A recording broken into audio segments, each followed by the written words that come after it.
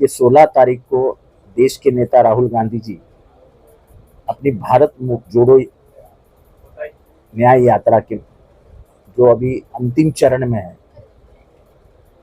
तो वो स्पेशली खास करके मुमरा वासियों को मिलने के लिए, जो उनके प्रोग्राम में नहीं था, उनको रिक्वेस्ट करने के बाद उन्होंने कहा ठीक है चलो मुमरा आते हैं।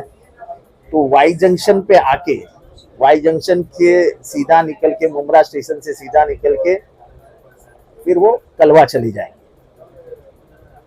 तो कलवा और मुमरा वो लोगों को मिलने आ रहे हैं। ये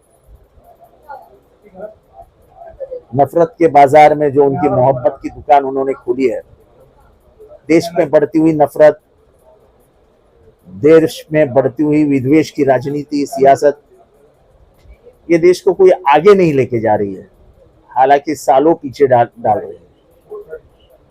हम सभी को जो उनके ख्यालात है उसके बारे में सोचना चाहिए। ये देश से बड़ा कोई नहीं है।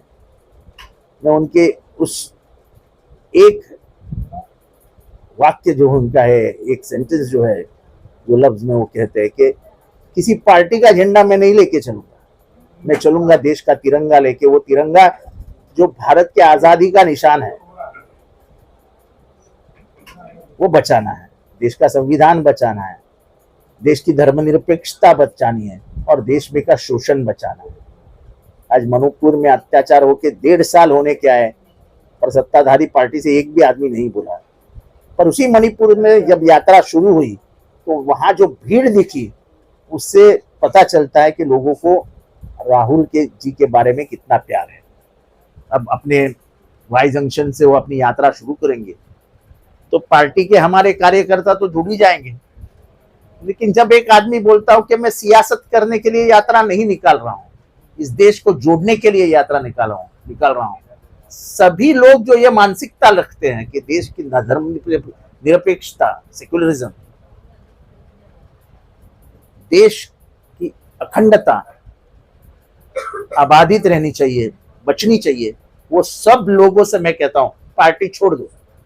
आप कौन से पार्टी के हो, क्या हो, लेकिन आप देश बचाना चाहते हो, तिरंगे की इज्जत करना चाहते हो, संविधान बचाना चाहते हो, तो आपको इस यात्रा में शामिल होना चाहिए। और मुझे लगता है कि मुमरा में 100% लोग वो है जो चाहते हैं कि संविधान बचना चाहिए, देश एक आजाद माहौल में आना चाहिए और देश का लोकतंत्र बचना चाहिए।